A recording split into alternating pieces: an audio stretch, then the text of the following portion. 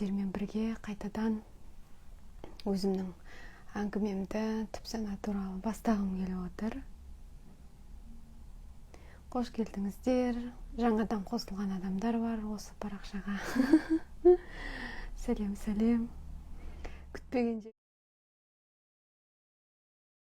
Ананы тазалайсыз. Ана тренажермен, мына проработканы жасап болғаннан кейін тағы сұрасаңыз, уже жақындық болған. 25 емес, уже 23-ті. Значит, дұрыс, әлде де тазарта беріңіз. Әлде де бір күні, 1-2 айдан кейін келеді сізге ол сайлыңызда. Сондықтан болашаққа деген сұрақтарды қойған кезде соны біліп қойыңыз, учитывайте. Образ көрмеймін. Образ көрмейтінін жаңа айттым. Образ көрмегенде, егер барлығы ережемен істелінетін болса, кино көрмесеңіз де, көзіңіз жұмған кезде сезім келеді, ой келеді. Например, ой жайдан жай келе салады. Бұрын осыған дейін, осы уақытқа дейін ойламаған какой-то басқа бір ой келеді. Оны сіз сезесіз. Идея сияқты, озарение ұқсап деген сияқты бір ой келеді, сондай бір сезім болады, что это не твое, не то, что ты привыкла думать, не то, что ты привыкла об этом раздумывать. И ондай даже бақытты ойланып көрмепсің. Сондай сияқты новый ой келуі мүмкін. Сол кезде это есть, например, или былай істеуіңе болады. Бұл просто бар ғой, дело практики. Например, қазір сен көрмейсің образды, да? Жаңа жұрт айтқандай, көзің көрдің, біреу жаңа ананы көріп кетті, мынаны көріп кетті, сахара көріп кетті, тамана, үйді көріп кетті, көк киім көріп кетті, да? И сен отырасың да ойлайсың, қазір мен көзім жұмам, и бір сұрақты қоям, бүкіл киноны көре бастаймын. Олай емес. Это значит, что сен кішкене эмоцияң ашық емес, эмоция папкасын алып, мои эмоции деген установкалар, сол эмоцияға қатысты проработкалар істеуіңе болады. Потом көрсең не болады? Вот бейнені, почему-то у тебя есть какой-то блок, что ты себе не даешь увидеть образы подсознания. Бейнелерді өзіңе көрсетпей тұрсың. Неге сен оны көрсеткің келмейді? Қорқасың ба, бір нәрсені көріп атсаң, постоянно яркие эмоциялар, бейнелерді не болады? Соны қарауыңа болады. Или просто простым способом можно қағазға жазасыз. Қара, бүйтуіңе болады, Жазира. Например, образ этого. Вот қазіргі сенің образың. Например, сен не істеватсың? Ақша істеватсың, да? Ақшаға істеватсың. На данный момент ты зарабатываешь 90 тысяч, примерно, да, 90 000 теңге. Ты хочешь там 500 тысяч. И образ пока көрмей тұрсың ғой, а ол кейін саған келеді бәрібір, да? Но сен ол навыкке жеткенше, сен бүйтуіңе болады. 90 000 алып жүрген Жазираны суреттеп жаз қағазға. Или просто сол туралы көбірек ойланып отыр.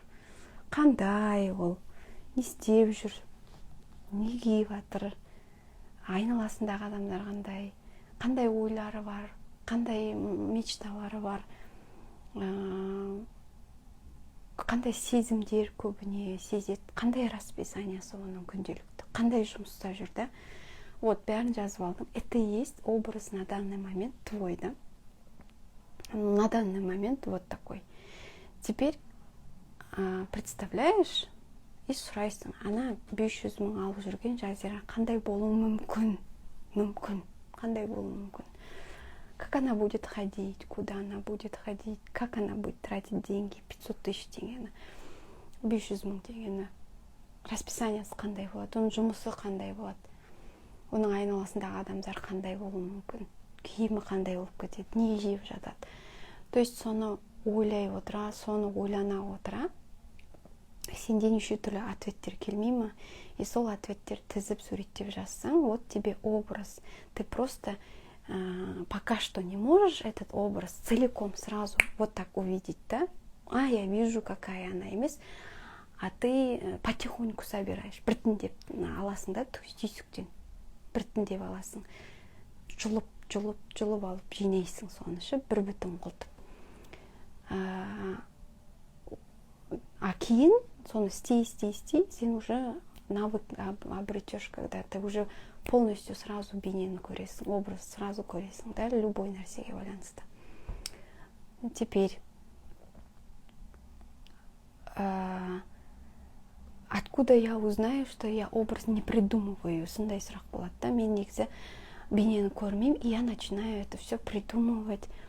Это не мой образ, кажется, менен шығып тұрған жоқ деген сияқты әңгімелер айтады да адамдар.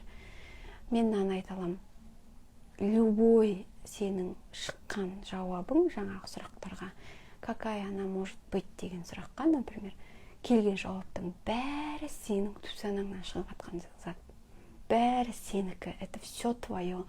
Все, что ты накопила, все, что в себе вложила, все, что у тебя лежит, соны ғана шығарып жатсың да сен. Извне саған кірмеген нәрселер келіп кіріп шықпайды. Тек қана сенде жиналған, сенде дәл қазір бар ғана информацияны ғана суырып аласың. И вот это и есть твой образ. Бір отырғанда жазасың образды. Или каждый день писать, смотри. Бір отырғанда сен конкретно жасап аласың. Вот, значит, на данный момент вот так. Я хочу вот такую жазиру. И какая она? Вот так, если я стану вот такой. Так. И ішіңнен шығат. И ты сформировала скелет, да? Вот твой новый образ. И в этом образе, что тебя там, білесің ар жағында уже процесстің проработканы, что смущает, что не смущает, уже там тұжырымдар, блоктар, сол жазираға сен жібермей тұрған какой-то ұнамайтын заттардың бәрін уже ты по отдельности будешь убирать.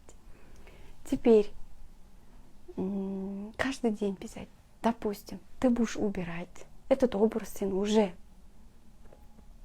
знаешь, да, какая ждет жазира, когда вот какая жазира будет, когда 500 тысяч теңге. И ты вот то, что не нравится, соны убираешь. Вот когда бітірдім дейсің ғой, реально, если сен өміріңде 500 мың тарс осы айда жиналып келсе, кірсе сен өміріңе, с того момента ты можешь как бы сделать новый образ. Да?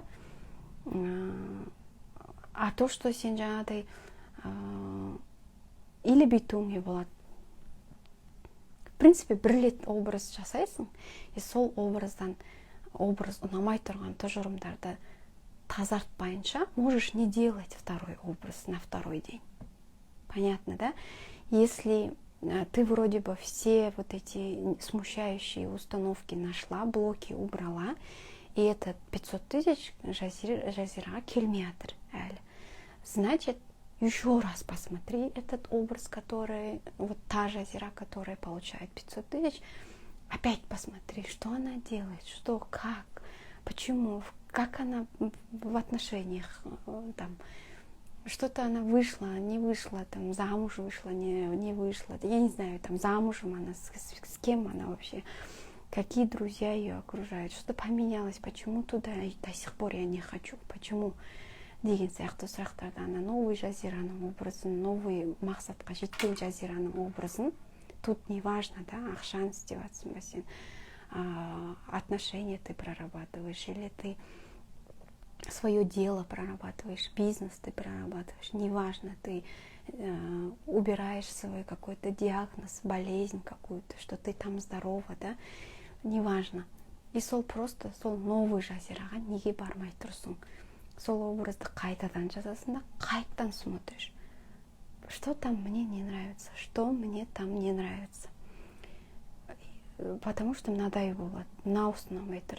Мен ондайға жетсем, мынау ұнамайды, анау ұнамайды, мынау болады. Только я так думала. По отдельности все на свете убираешь. И все. Убираешь, достигаешь. Ты увидишь результат. Не видишь результат, опять смотришь, что там тебе подсознательно не дается. Подсознание тебе не дает. Түпкі сана не блокты әлі ұстап тұр. Какой-то блок еще есть.